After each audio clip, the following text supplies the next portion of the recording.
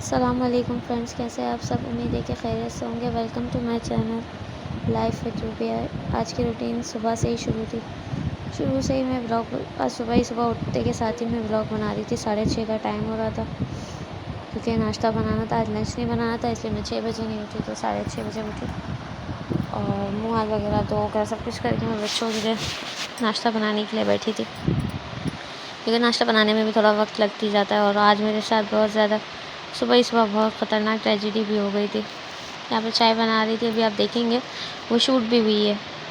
Shooting के दौरान ही हुआ। और यहाँ पर रात को सब कुछ आया था, तेल ऑयल वगैरह ये सब लेकर आए थे, तो मैं सब उसमें पर जो जार धो के रखती हूँ उनमें फिर डाल देती हूँ। यहाँ पर घी भी आया था, तो मैंने घी भी डाल दिया।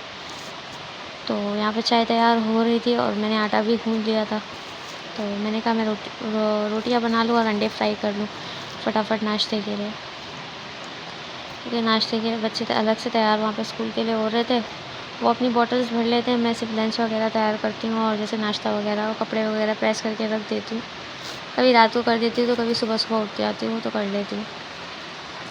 तो यहाँ पर पता नहीं क्या अचानक से हो गया था, मुझसे रोटियाँ बन ही नहीं रही थी। पता नहीं क्यों हाथ में बहुत ज़्यादा पेन हो रहा था, मगर फिर भी बनानी तो थी, तो मैंने बना ली। 2-4 रोटी ही बनानी थी और गैस इतनी कम आ रही थी, आप देख सकते हैं कि सिर्फ चाय बन सक रही थी, वो भी इतनी कम जोश आ रहा था उसमें। और सिलेंडर पे मुझे पकानी पड़ी थी रोटियाँ। तो मैंने कहा कि चलो, और फिर मैंने तब ये देखा पूरा तवा नीचे आ गया था। बेटी को जवाब देने गई तो उस पर पूरा का पूरा तवा नीचे आ गया। ये शुक्र है मेरा पाँव नहीं जले, क्योंकि पाँव भी मेरे उसी तरफ से मैं बैठ के रोटी बनाती हूँ। तो अल्लाह का करना ये हुआ कि मैं बच गई, वरना तो पूरे पाँव पे ये पूरा का पूरा आ जाता अगर मैं पाँव पीछे नहीं करती तो। यहाँ पर मैं अंडे वगैरह फ्राई कर रही थी, बच्चों के लिए हाफ़ फ्राई अंडे बना रही थी। रोटियाँ बना ली थी और उस पर मैंने अंडा फ्राई करने के लिए रख दिया और मैंने बच्चों के लिए अंडे फ्राई किए। मेरे बच्चे हाफ़ फ्राई अंडा बहुत शौक से खाते, तो इसलिए उनके लिए हाफ़ फ्राई ही बना रही थी। और ये निकालते फिर बच्चों के जाने के बाद मैंने थोड़ा सा किचन वगैरह क्लीन किया। और मैंने किचन वगैरह का तो शूट नहीं किया था। मैं किचन क्लीन करने के बाद मैंने गोश्त बनाने के लिए रखना था, क्योंकि आज मैंने कपड़े भी धोए थे, तो मैं काफ़ी देर से पहले कपड़े धो रही थी। जैसे ही कपड़े धोकर फारिग हुई, फिर मैंने गोश्त वगैरह की तैयारी की। किचन में आई तो किचन पूरा फैला हुआ था। मैंने पहले किचन समेटा, फिर यानी ऊपर का हिस्सा समेट लिया था और मैंने कहा गोश्त बनाने रख दूँगी तो जल्दी हो जाएगा। तो यहाँ पर मैंने प्याज डाल के टमाटर डाले, हरी लहसुन तक डाला, गोश्त डाल दिया, उसको अच्छे से भुना, लाल मिर्ची, धनिया, हल्दी ये सब डालकर और अच्छे से भुनाई कर मैंने इसको पकने के लिए रख दिया ताकि गोश्त गल जाए। और मैंने गोश्त गलाने वाला पाउडर भी डाला था, क्योंकि मुझे जल्दी बना के रखना था, क्योंकि गैस सिलेंडर पे आपको पता है अगर मैं इतना हल्के पकाने के लिए रखती तो सिलेंडर की गैस ही ख़त्म हो जाती और मेरा आलू गोश्त तैयार नहीं होता। तो मैंने इसमें गोश्त गलाने वाला पाउडर भी डाला था और यहाँ पर मैंने गलने के लिए छोड़ दिया था। और फिर मैं यहाँ कमरे में आई तो मेरा यानी एक कमरे में मैंने कपड़े सुखाए हुए थे, तो वो वाले कमरे की शूट नहीं की थी, वो आपको थोड़ी सी वीडियो दिख जाएगी।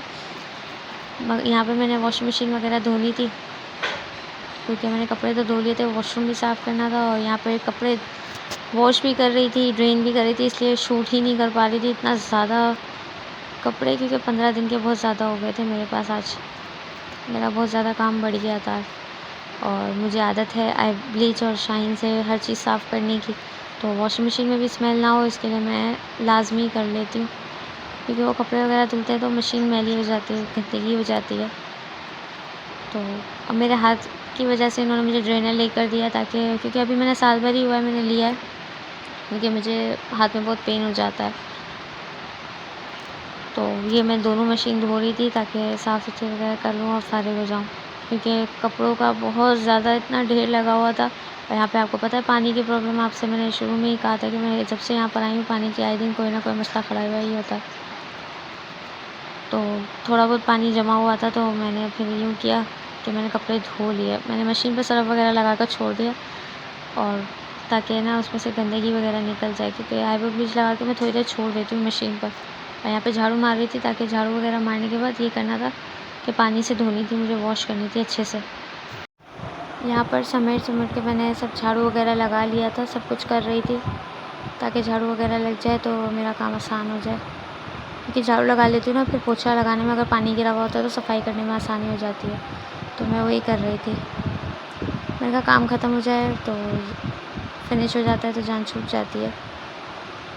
और यहाँ पे मेरी बच्चियाँ आ चुकी थी क्योंकि मेरे कपड़े वगैरह धोने में ही मुझे बहुत ज़्यादा लेट हो चुका था। मेरे बच्चे आ गए थे लेकर मेरे कपड़े धोने के बाद इतनी ज़्यादा थकावट मुझे आज महसूस हो रही थी। ऐसा लग रहा था जैसे पता नहीं मैंने कितना बड़ा काम किया है कि जो मैं इतना ज़्यादा थक गई। सबसे ज़्यादा टेंशन भी होती है कि कपड़े धुल जाते हैं, जब कपड़े जमा होना शुरू हो जाते हैं तो मुझे तो बहुत ज़्यादा टेंशन लग जाती है। तो मैंने कहा मैं साइड में रख दूँ, फिर इसको खोल के रख दूँगी, क्योंकि ना इससे ये होता है कि फिर स्मेल नहीं होती, वरना तो फिर स्मेल हो जाती है पूरी मशीन में। तो इसलिए जब पानी वानी सूख जाता है, सब कुछ हो जाता है, तो फिर मैं रख देती हूँ। तो मैंने कहा यहाँ कोने में रखूँगी, क्योंकि मेरे इस कोने में ही रखी हुई होती है, क्योंकि मेरे साइड में कोई जगह वगैरह इतना ही है नहीं।